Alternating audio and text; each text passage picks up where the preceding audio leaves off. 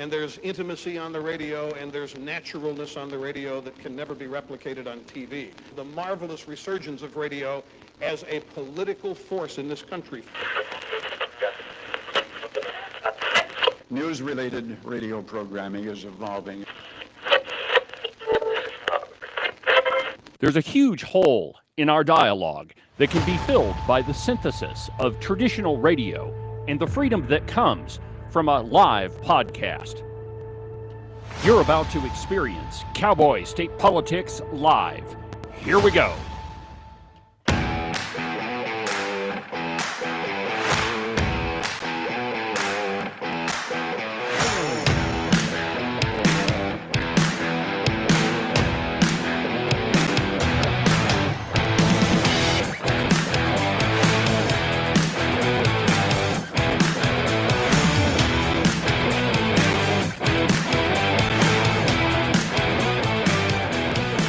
Good morning, my friends, and welcome to another fantastic installment of Cowboy State Politics Live.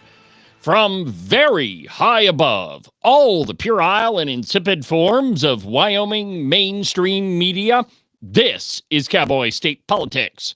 I, of course, am your illustrious host, David Iverson, firmly ensconced behind the silver Cowboy State Politics microphone and broadcasting to you from the base of the Bighorns at the Cowboy State Politics Studio in Sheridan, Wyoming. Good morning, my friends, and welcome to the program. Happy Thursday. As each day passes, we get one step closer to Donald Trump being president. I mean, he pretty much already is. Just the problem is right now, he doesn't have any power. There's nothing that he can actually do. I mean, he can turn deals with foreign leaders, though actually not officially. In the United States, we only have one president at a time, or in Joe Biden's case, we have a whole cadre of presidents, a whole committee, as it were. But with each successive day, we get one step closer. And right now, what we're seeing is the legacy of the Biden administration being formed right before our very eyes. And it's not a pretty picture, as you can imagine. I mean, it's the Biden administration has been an absolute and complete disaster. So, but what you're seeing the Biden administration do, what we're all seeing the results of it, and it's happening in real time and like really, really fast. It was just last week or maybe earlier this week where there was a piece saying Biden wants to ban cigarettes or drastically reduce the amount of nicotine that are in cigarettes. Geez, I wonder what that's going to do to the black market. He wants to ban offshore drilling. He's going to try to prevent Trump from doing his drill, baby, drill. It's not going to work, but at least he's trying. That would dramatically increase the price of your energy costs. It would probably force you to have to go, get a new water heater or a new stove or any number of appliances, a new heater. So anyway, what we're seeing is the Biden administration, their legacy unfolding right now. Now, before I get into today's program, I want to give you kind of a heads up on what's going to happen on the program. Starting next week, of course, the legislative session starts on Tuesday, the 14th. So on Monday, of course, we don't have Cowboy State Politics Live on Monday, but on Monday I'll be traveling. And Tuesday, I'll probably still be setting up the mobile studio, and I have no idea what that's going to look like. So it's going to take me most of Tuesday to get going. So we probably won't have an episode of Cowboy State Politics Live on Tuesday. However, we will on Wednesday. The other thing about it is the time slot is going to have to change. The legislative session typically starts at 10 a.m. in the morning. So it'd be very difficult for me to do the program from the state capitol. So the time slot for Cowboy State Politics Live is going to be for the next 2 months from 8 a.m. to 9 a.m. That'll give me plenty of time to get ready and head to the Capitol. Also, I can give you the day's news. So starting next Wednesday, the program will be from 8 to 9 in the morning. And then, of course, we won't have Cowboy State Politics Live Monday or Tuesday, simply because they're, I've got to have time to travel. I have to have time to set up the mobile studio. So anyway, Wednesday, Cowboy State Politics Live starts, and it's going to be from 8 to 9. Now, every other media organization is leading with the California wildfire, so I see no reason why we shouldn't talk about it as well. But it's virtually apocalyptic, and what's happening with the California wildfires is a direct result of the policies of Gavin Newsom and the people on the left spending more money on diversity, equity, and inclusion than they are on firefighters, and spending more money on homeless people than they do in putting up their wildfire budget, paying too much attention to green policies instead of conserving the resources that they have and taking care of the forests and the power line right-of-ways and everything that has been plaguing the state of California for a really long time. They're not doing any of those things that would help manage the state, and the result of it is these devastating wildfires. Well, this one is a little bit different because it's pretty much burning Los Angeles, which in some respects, may not be a bad thing. I'm just kidding. I'm joking. There's a lot of people that are losing their homes, and for the first time, the elites are the ones that are in the line of fire here. No pun intended. From the blaze. It's virtually apocalyptic. Trump rips the incompetent Gavin Newsom over raging California wildfires. And I quote, Los Angeles is in flames. Fire hydrants have run dry. Imagine that, a fire hydrant running dry. And California's government has been absent. As the devastating fires continue to rage on the Pacific Palisades, President-elect Donald Trump pointed the finger at none other than California's Democratic Governor Gavin Newsom. Trump called Newsom's handling of the fires a true disaster, citing the lack of proper infrastructure and leadership. As of Wednesday afternoon, the wildfire had decimated over 10,600 acres of land, forcing tens of thousands of residents to vacate. As of this moment, Gavin Newsom, and this is quoting from Donald Trump on Truth Social, Gavin Newsom and his Los Angeles crew have contained exactly 0% of the fire. It is burning at levels that even surpassed last night, Trump said in a Wednesday post on Truth Social. This is not government. I cannot wait until January 20th. Newsom flew to Los Angeles on Tuesday, calling for an all-hands-on-deck approach. President Joe Biden also joined Newsom on Wednesday. And despite the outpouring effort to, in Newsom's words, combat these unprecedented fires, Trump argued that the fires were entirely preventable. A person whose garden hose is in an let's see, that was a picture caption. Okay, here we go. Gavin Newsom, refused to sign the water restoration declaration put before him that would have allowed millions of gallons of water from excess rain and snowmelt from the north to flow daily into many parts of California, including the areas that are currently burning in a virtually apocalyptic way, Trump also said.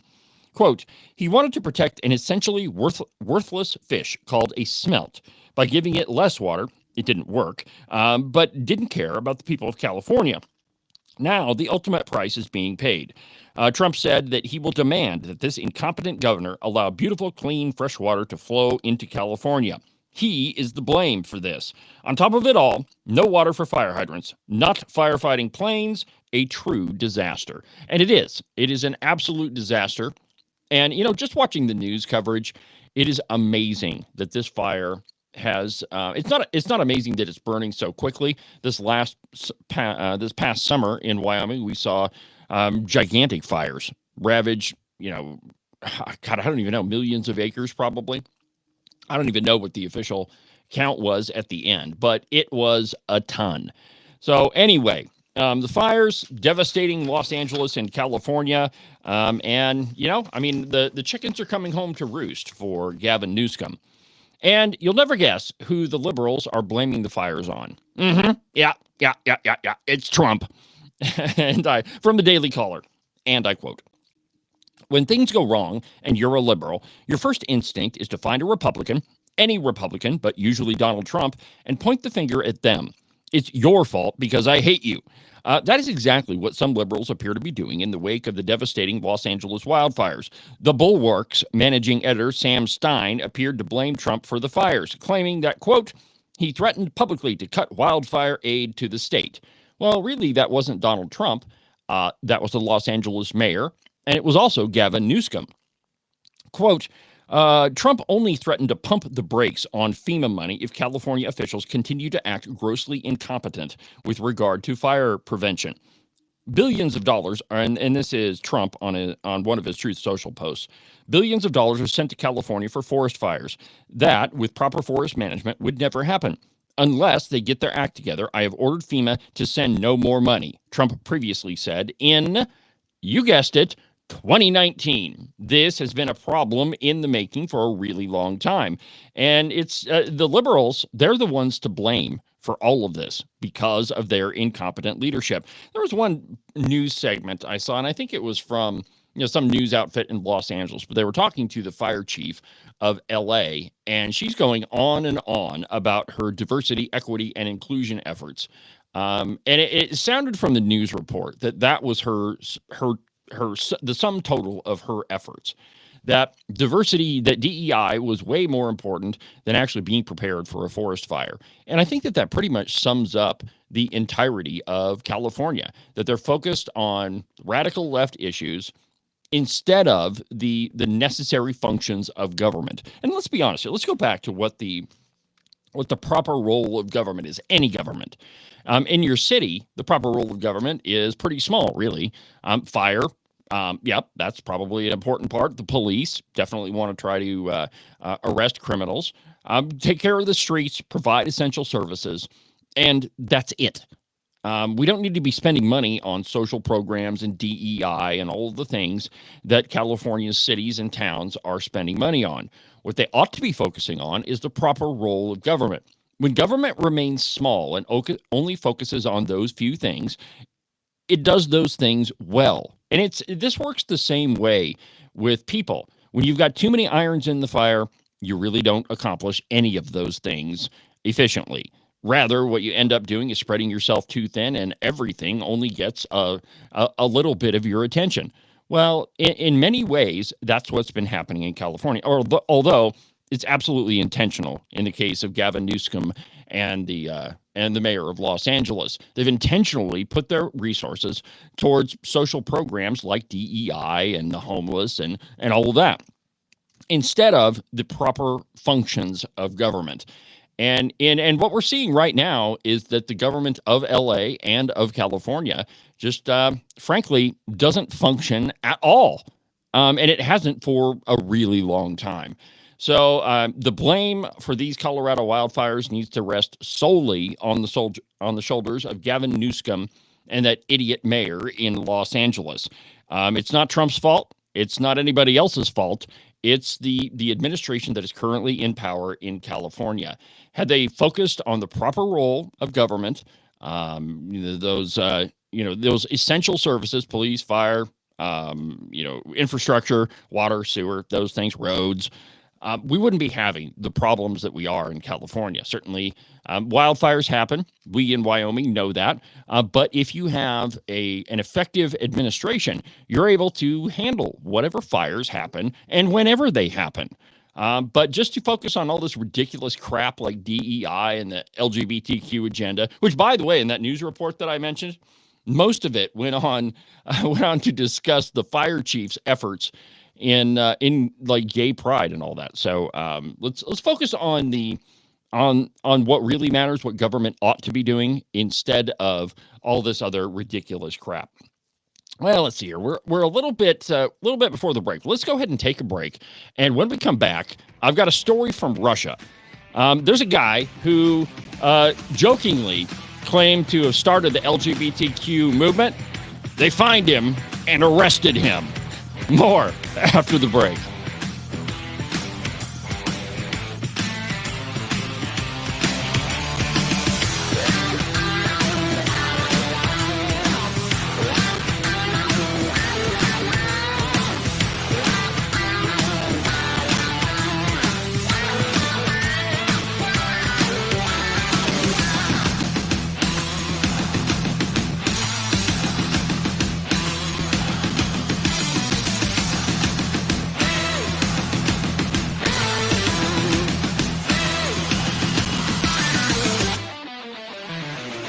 You are listening to Cowboy State Politics Live on the Independence Network. You're not going to find a better source of news, information, and entertainment than right here on the Independence Network.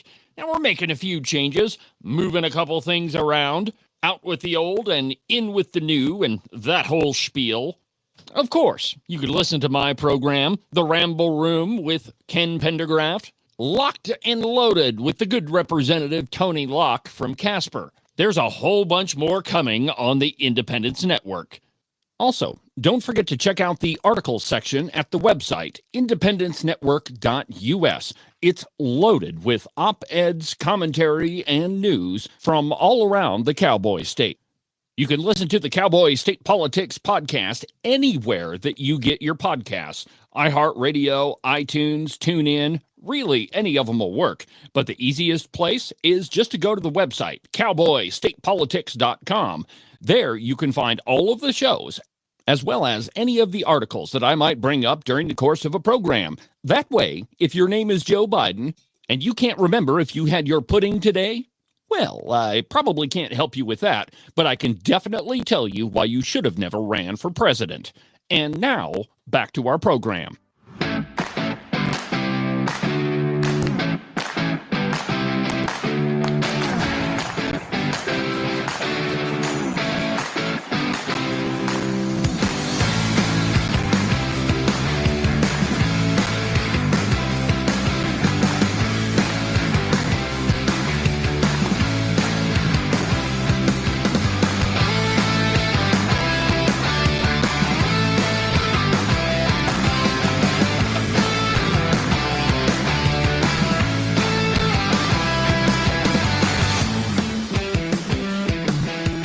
Welcome back to the program, Cowboy State Politics Live, on Facebook, on YouTube, on X, on Rumble, on the Independence Network, anywhere that you want to find Cowboy State Politics.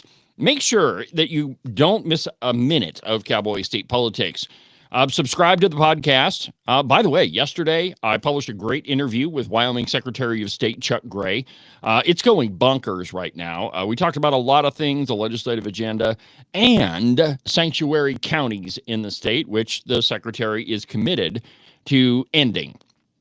So anyway, that's on the podcast. It was published yesterday. Go check it out. Subscribe and follow the show. You can do that from the website, cowboystatepolitics.com, or anywhere that you get your podcasts. With the legislative session coming up, you don't want to miss a minute of Cowboy State Politics, because I cover the legislature in a way that nobody else does. I bring you the stories that are important that you're probably not going to hear. Well, definitely not going to hear from the cow pie, because they're an entirely biased news outfit. And I don't even really want to call them a news outfit, because they're not. They're a bunch of partisan hacks, and it comes through in their reporting. So anyway, pay attention to Cowboy State Politics. You'll get way more accurate information, and I'll bring you the truth of what's happening. Again, next week's schedule, it'll be Wednesday through Friday, and the time slot for Cowboy State Politics is going to change from 10 o'clock in the morning to 8. So for the next 2 months, the show will be from 8 to 9 in the morning from Tuesday through Friday. So anyway, that's that. Now, before the break, I mentioned that the Russians, they're not playing around with any of this LGBTQ agenda stuff. And I need to give you a little bit of, a little bit of history on this, because communist and socialist countries, they don't put up with any of this other crap. And the reason for it is, if they are socialist and communists, they can't. And because there can only be one thing that the populace in said countries worships, and that has to be the state. If it is anything else, it has to be crushed. And that's exactly what communist regimes have done throughout history. And the best example of that is what they did to Christianity. And I don't know how many years ago this was, maybe 2 years ago, I did a Christmas special on the program about what the socialists in Russia did to Christmas. And the answer to that is they tried to completely eliminate it. The same holds true for Nazi Germany. The Christmas special this year, our pal Charlie Cole explained exactly what the Russians tried to do. So anyway, and this is kind of a funny article, and which is why I brought it up. But I think it's important to remember that there's a reason why the Russian government treats movements like this with such disdain, because they have to. If socialism is going to continue in those countries, they have to eliminate all opposition. So, from The Advocate, an article entitled Russian Man Fined for Joking That He Started the International LGBTQZXPWD Movement. And I quote, a Russian man has been fined 100,000 rubles. That's equal to about $950 for jokingly claiming that he had started the international LGBTQZXPWD movement. A Moscow court found Anton Yevdokimov guilty of spreading propaganda and non-traditional sexual relations. The verdict came down in November, but it is just now being reported. This guy, because I have problems pronouncing Russian names, disseminated the so-called propaganda, the court ruled, through 2 posts on VK, a Russian social media platform, in December of 2023. In one post, with a picture of a pride flag, he wrote, quote, now that they've banned LGBT, it's time to confess. I'm the founder and the main organizer of the LGBTQZXPWD extremist organization. I went to Rainbow High School, was recruited there, and now irradiate all homophobes with rainbows, he added. Every time a homophobe looks at a rainbow, they get a tingle in their ass, and they want to, it's a bunch of profanity after that. The court apparently took him seriously, or at least wanted to make it clear that even joking about the LGBTQ plus movement was not allowed. In November, this Russian Supreme Court labeled the international LGBTQ public movement as extremist and banned it from the nation, granting a request from the Russian Ministries of Justice.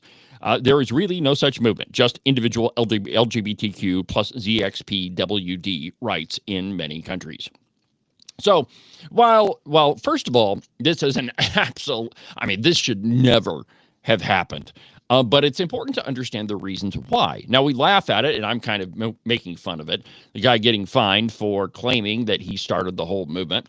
But this is it's important to understand what's happening here, and I'll tell you why in just a second. But just let me reiterate that Russians the socialists and communists have to do this sort of thing. They have to crush any sort of other movement so that the only group, the only movement, the only people that the nation worships is the state. Now, interestingly enough, this is exactly what the left tries to do in America. And just follow me here, because this may be a little disjointed, but just think about this. We went through cancel culture, and I think that there's still some of that going on. But if you said anything at all that was against the LGBTQ movement in the last couple of years, what happened to you? You may have been banned on Facebook. You may have been thrown in Facebook jail. You could have been ostracized. You could have been fired. Think about the interview that I did with Jennifer Say.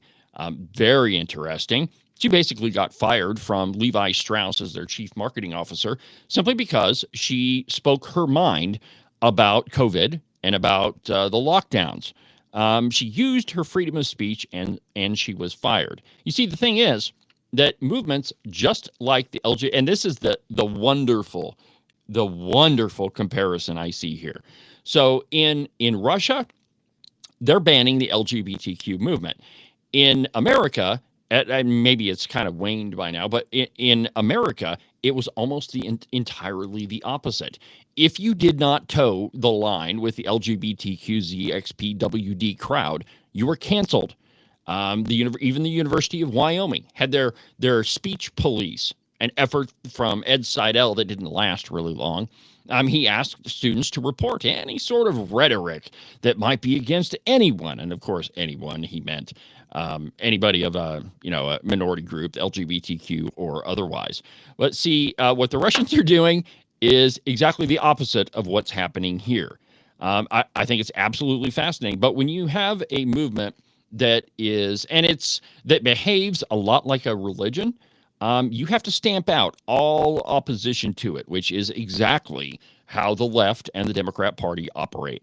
I find it wonderfully ironic, and it's when you look at other countries, you need to compare it to what's happening in ours and just notice the differences. Sometimes it helps explain what's going on, and I think in this case, it absolutely does. Now, as I mentioned, and if you're watching on the Ditto Cam, you can look up at the big board, and I started out the program talking about the real Biden legacy, what he has actually done. And as a historian, I always say that it's kind of difficult to judge the results of an administration until several years have passed, because a lot of times decisions are made by a president or Congress or whatever, and you don't see the results of those for several years because it takes a while to percolate. We can understand this in the state of Wyoming because a lot of things that happen nationally really do take some time to make their way to the great state of Wyoming. And I don't know why that is. Maybe it's because we're so remote or we're a rural state, but it does take some time. And so, but I do think that right now we're getting a glimpse of what Biden's legacy is going to be. Now, there was a headline, and let's see if I've still got it up here. Maybe I don't. Anyway, there's a headline in USA Today, and they're trying to define what Biden's legacy is going to be. Let me just see if I can find it real quick here so I can quote it for you because I think it's wonderfully funny. Just a second here. Now, I don't normally read USA Today simply because it's usually a load of crap.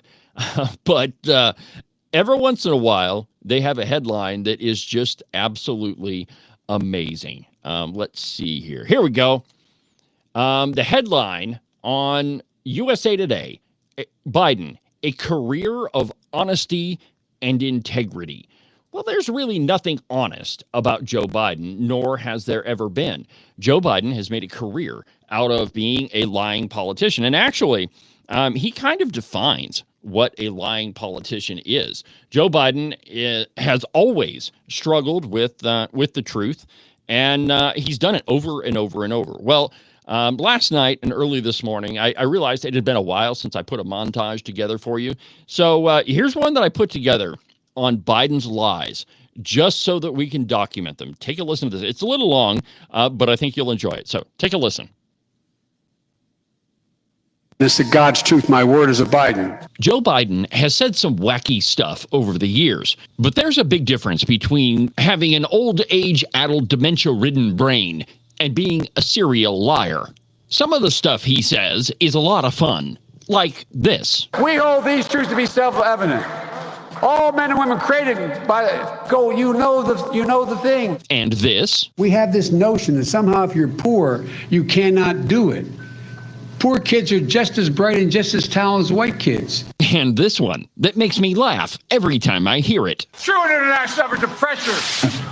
But those, legitimately, are the gaffes that all of us have become so accustomed to from Joe Biden. They're not bald-faced lies. The truth is, for his entire career, Joe Biden has been an epic liar. He just makes stuff up out of thin air in an effort to make himself look better than he actually is. And to be fair, none of his big whoppers that he's told can be attributed to him being an old man. There's this one where he claimed to have been arrested in South Africa. I had the great honor of meeting him. I had the great honor of being arrested with our UN ambassador on the streets of Soweto trying to get to see him on Robben's Island. Except it's a lie.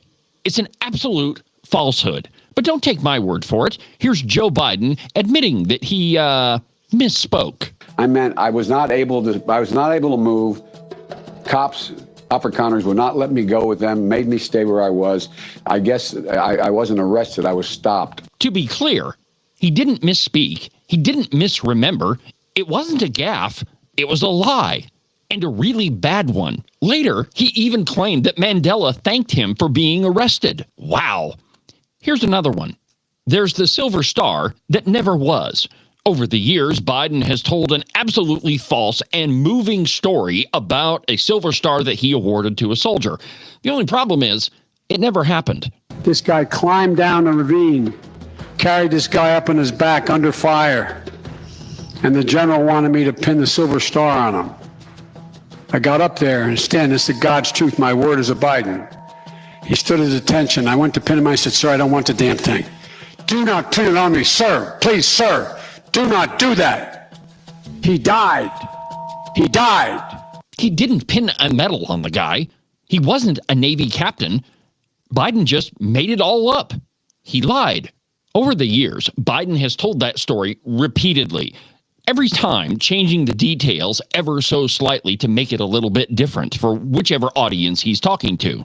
Then there's the war in Iraq. This one is epic. Here's Joe Biden saying that he only voted for the war in Iraq because George W. Bush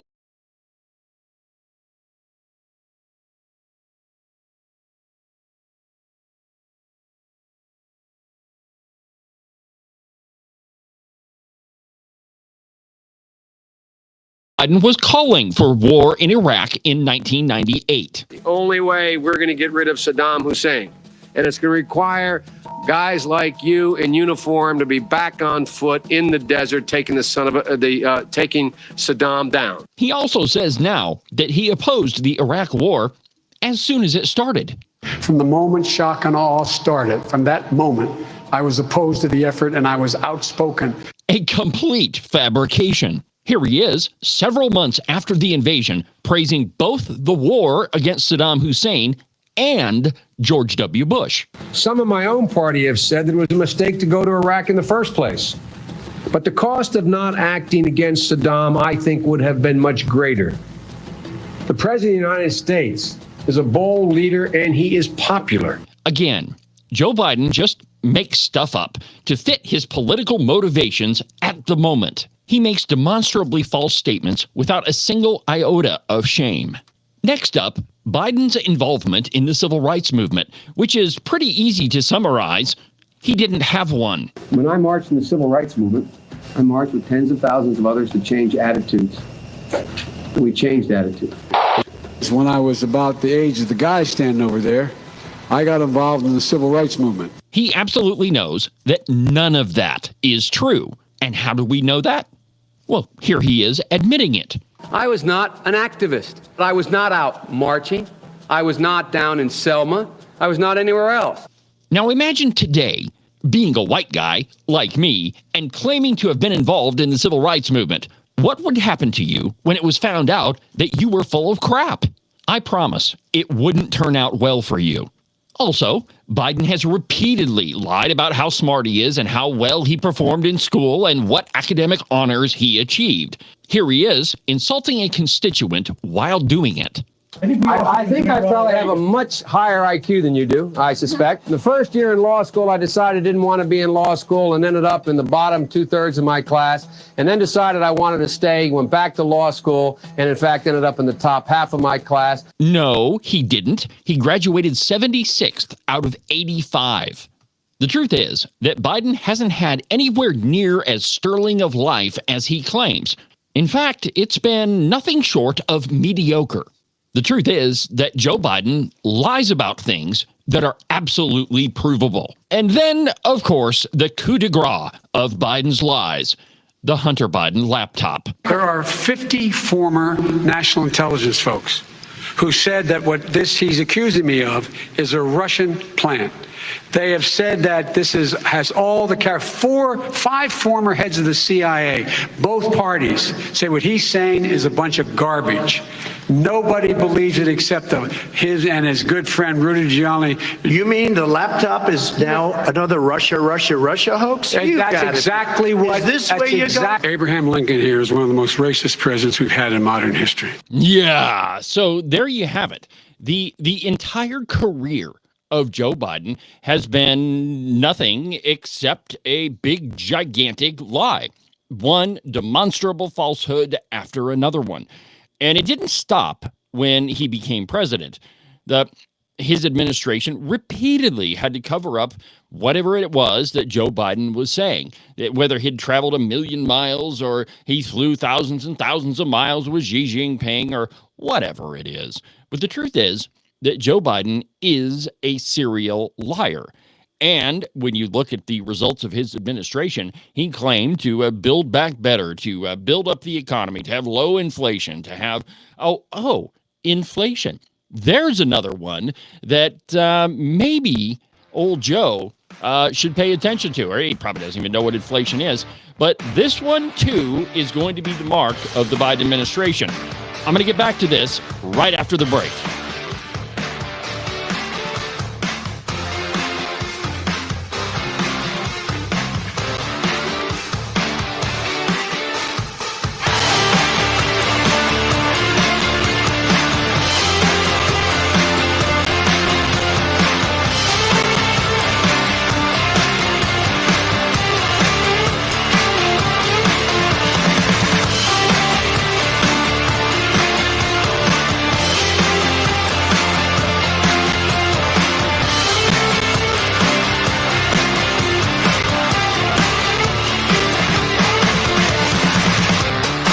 You can listen to Cowboy State Politics live every Monday through Friday at 10 a.m. on the Independence Network.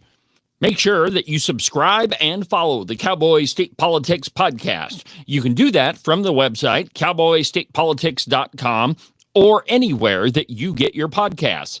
That way, you'll make sure that you won't miss a single episode of Cowboy State Politics. Cowboy State Politics is sponsored by FreedomGoldUSA.com. They are the working man's gold company. The economy is in turmoil. The stock market pretty much is out of control, and you never know what's going to happen with your finances or your income. One way that you can shore up everything is by investing in gold and silver. Go to freedomgoldusa.com/David for a free interview to discuss your options and find out if gold or silver is right for you. One more time, that's freedomgoldusa.com/David.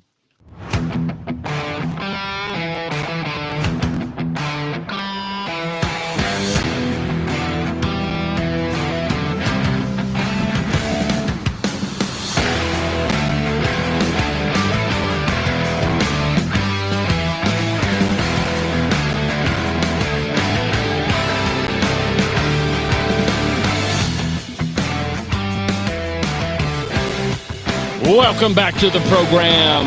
David Iverson, Cowboy State Politics Live on the Independence Network, YouTube, Facebook, X, Rumble. Documented to be almost always right 98.97% of the time. Yeah, I redid the numbers a little bit, so we're just a little smidgen below 99% of the time. But, at this point, it really doesn't matter because, nobody else in the media can even come close to the record of Cowboy State Politics. But here I am, doing what I was born to do with talent given to me by God himself. Before the break, we were talking about the legacy of the Biden administration. And as far as Joe Biden is concerned, it is going to be one of him being a serial liar. And it's hard. It's going to be really hard for historians to ignore it. But one of the biggest ones that they're going to try to use is that the economy is doing great, that Trump left us with a crappy economy and that it was Joe Biden that fixed it. But the truth is that Joe Biden has presided over an economy with record inflation, the highest inflation rate in 40 years, one of the lowest labor participation rates that we've seen in a really long time.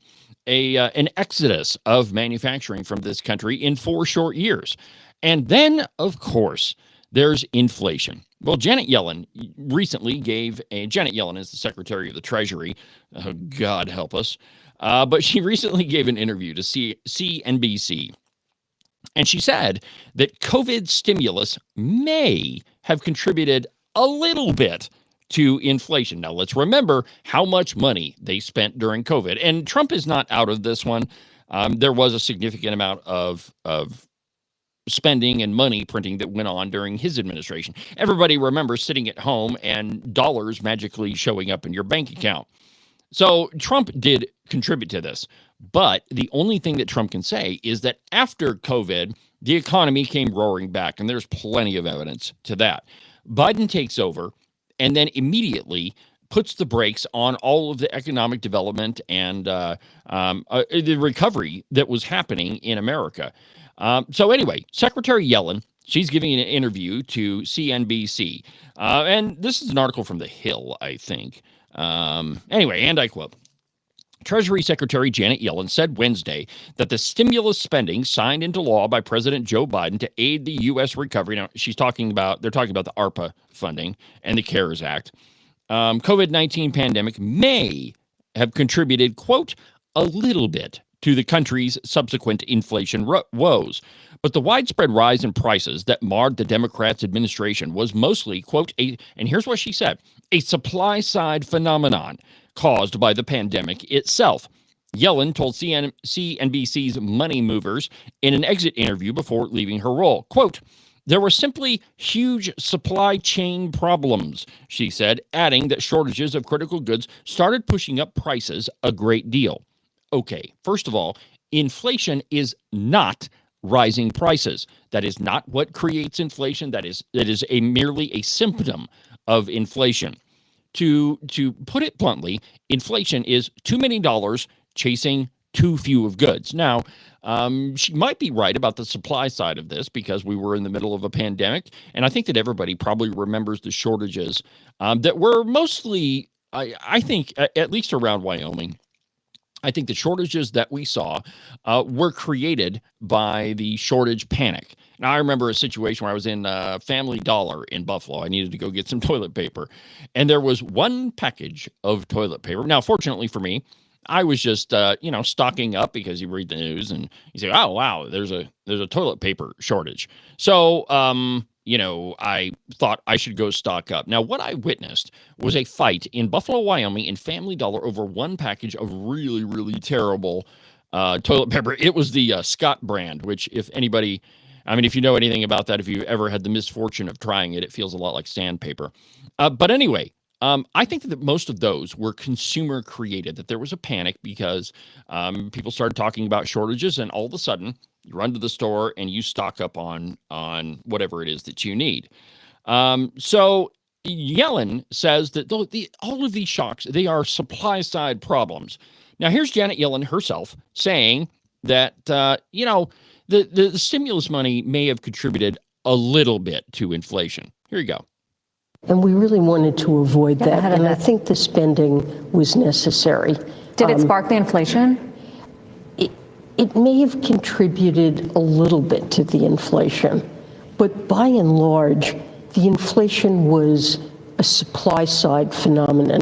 The pandemic had led to shortages of goods coming from China and other parts of the world, had shut down, left firms like our auto firms without enough Okay, all right. Enough of Janet Yellen. So she's conflating two different things, and I explained it a little bit before, but the supply side economics, free market capitalism, focuses on supply and demand.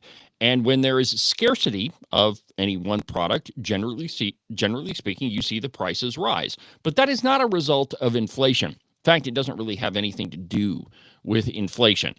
That's just a symptom of not having enough goods. Now, when you have a whole bunch of dollars floating around, a ridiculously high amount of dollars that have just been printed out of thin air that don't have any way to back them up, that causes the huge price shocks that you see. I mean, the two have the same symptom, and I'm gonna equate this to diabetes. Since I'm a type 1 diabetic, this is a good example for me.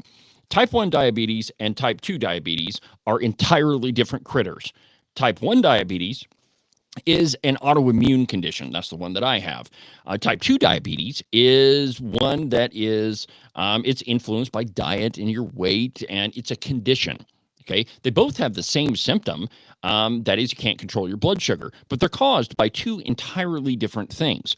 And such is the case with a lot of the things that we saw during the pandemic.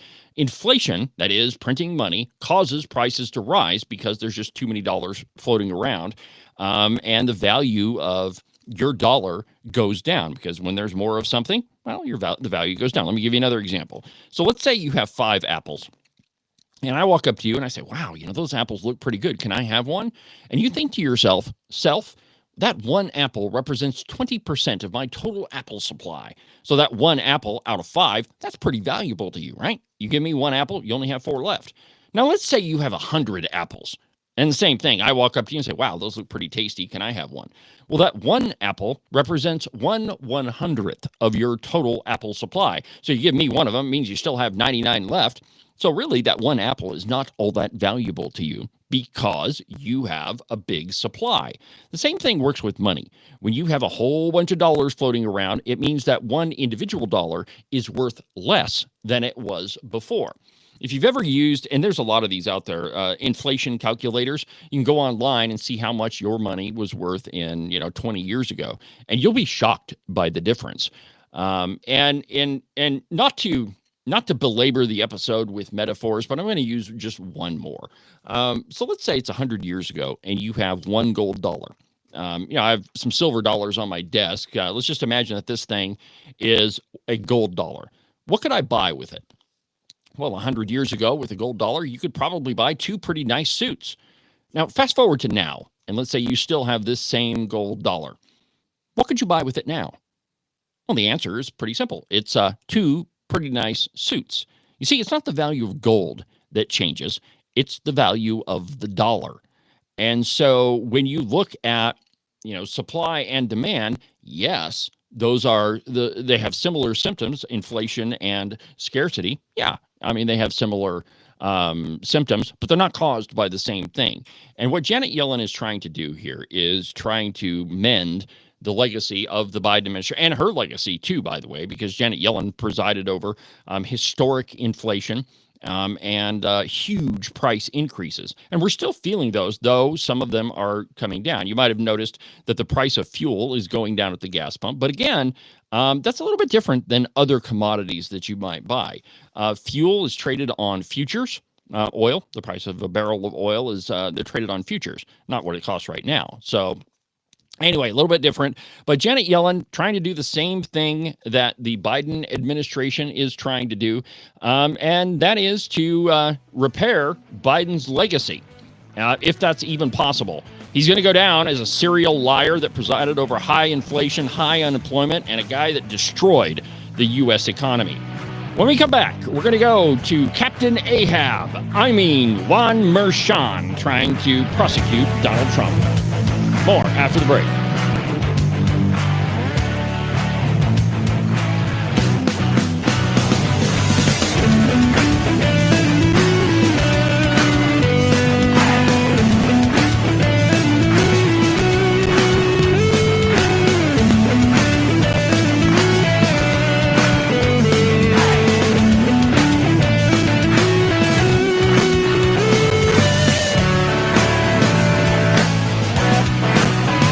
Christmas is over, and all of the fun holiday cheer has been had.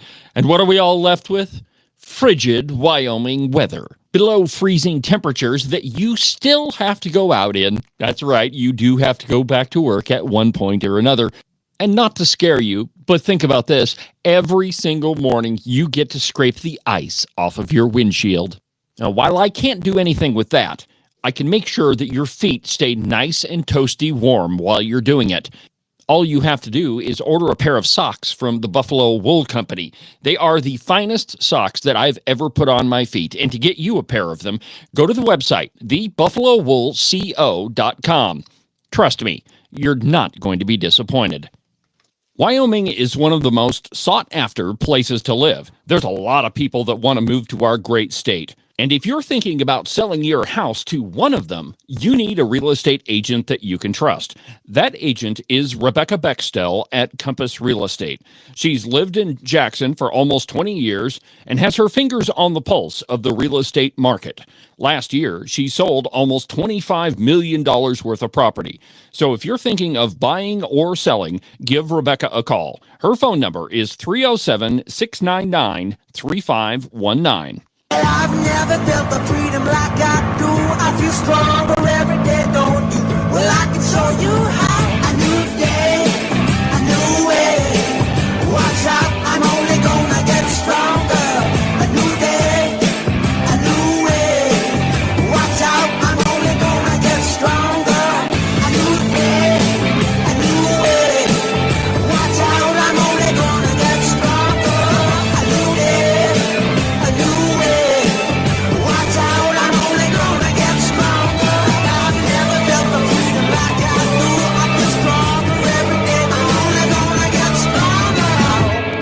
Cowboy State Politics is only going to get stronger.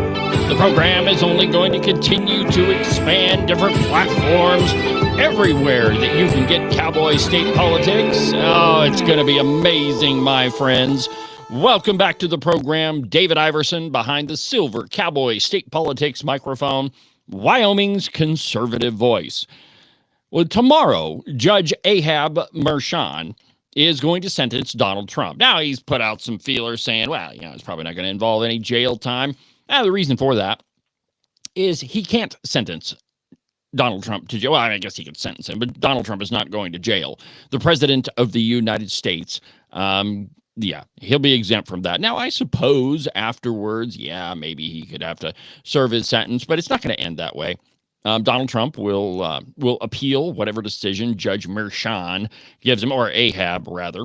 But anyway, it's Mershon's obsession with Donald Trump really is approaching Herman Melville, Captain Ahab proportions.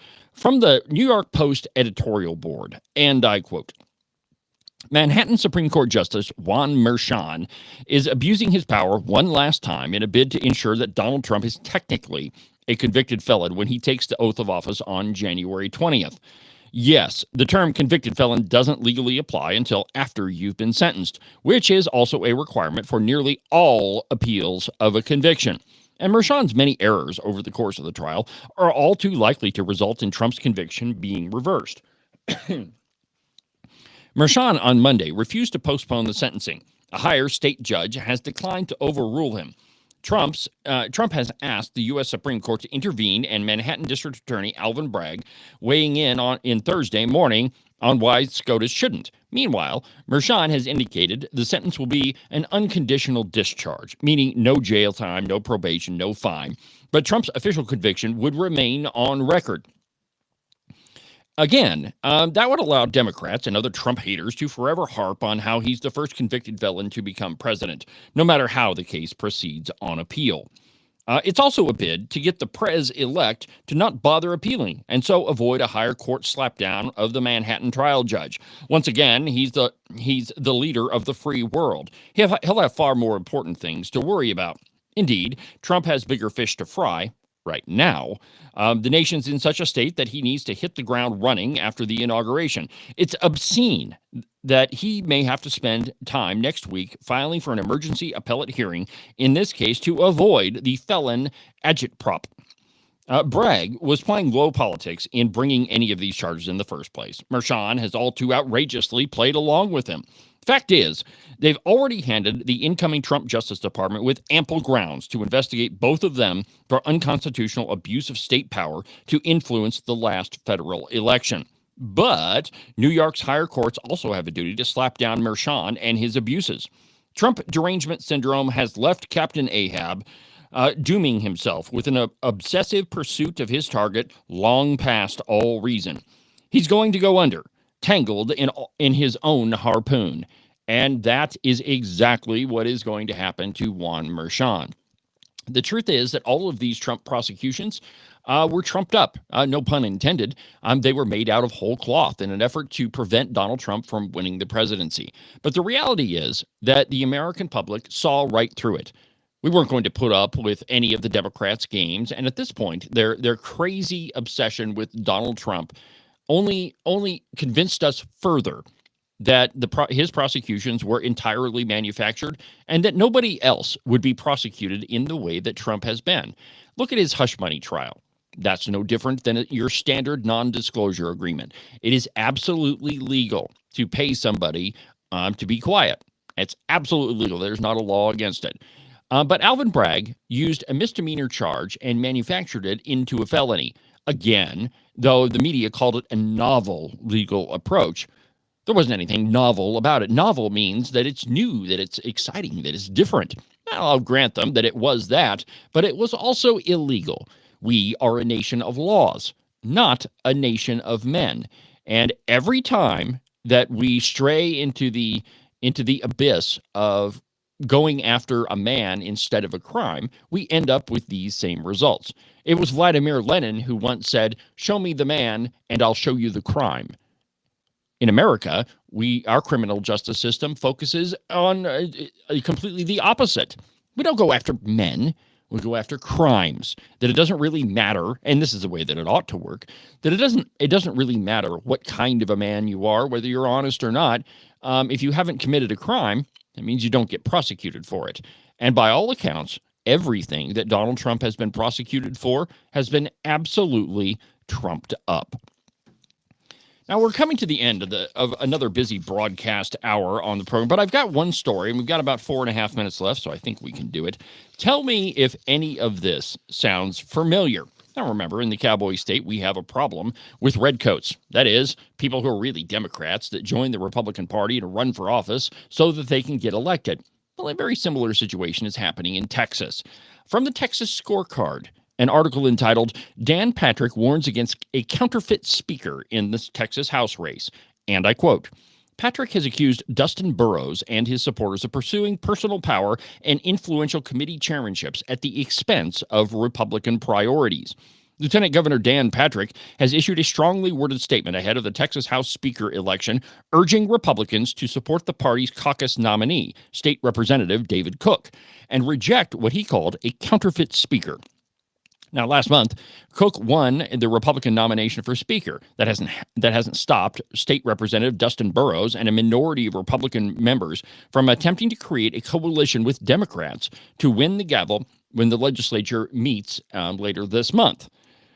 Quote, for most of the last 15 years, and this is the part that you should find interestingly familiar. For most of the last 15 years, there have been a dozen or so House Republicans who undermine the Republican Party by getting all or most of the Democrats to join them to pick a Republican who the Democrats can then control, Patrick writes. He went on to accuse Burrows and his supporters of pursuing personal power and influential committee chairmanships at the expense of the Republicans.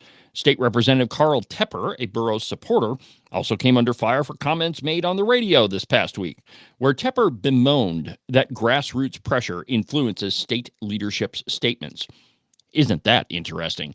In the state of Wyoming, the elites, or those people who thought they were elites, often bemoaned the grassroots Republican conservatives as crazy, as right-wingers, said that we're going to destroy the state.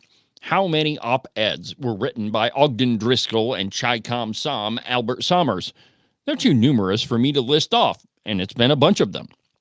The truth is, in Texas, they have a redcoat problem just like we do, my friends. That there are people that are in the Democrat Party that realize the only way that they will get elected is if they pretend that they are Republicans. And so when they go door to door and they knock on their constituents' doors, they tell them things like, I love my guns. Abortion is bad. We spend too much. Taxes are too high. I'm a conservative and you should vote for me. And because we in Wyoming and apparently in Texas are a trusting bunch, we fill in that little circle for them. And then they go to Cheyenne or they go to the capital of Texas and they do exactly the opposite. This is a game that Wyoming has seen far too much of. And as far as I know, in the last 50 years, conservatives have never been in power in Cheyenne, although the Republicans have held a majority for a really long time. It's no mistake, and it's no wonder why most of the Republican leadership in Wyoming, or former leadership, I should say, voted with the Democrats an average of 80% of the time. It's because they're not Democrats at all. And the truth is, when you compare the record of Chi-Com Som Albert Sommers to that of minority floor leader Mike Yen, they're almost the same. Telling you, of course, that Chi-Com Som, the Republican former House Speaker and now former state legislator, really is a Democrat. What Texas needs to do is call out the false Republicans, the redcoats. And here's the reason why I call them redcoats. This is the exact same thing we saw during the Revolutionary War. We had a bunch of spies, people, neighbors that pretended to be patriots, but really they were supporting the British crown. It's the exact same thing that Wyoming is seeing. And so what Texas needs to do is root out these people and expose them for who they are. Expose their voting records, prove to the grassroots that these folks are not Republicans, nor have they ever really been. That really, what they're trying to do is gain power so they can push a Democrat agenda. My advice to the great state of Texas, and I think they should follow it, Well, we burned up another busy broadcast day. Make sure that you subscribe and follow the Cowboy State Politics podcast. You can do that at the website or anywhere that you get your podcast. But for now, from the base of the Bighorns, I'm David Iverson, and this is Cowboy State Politics.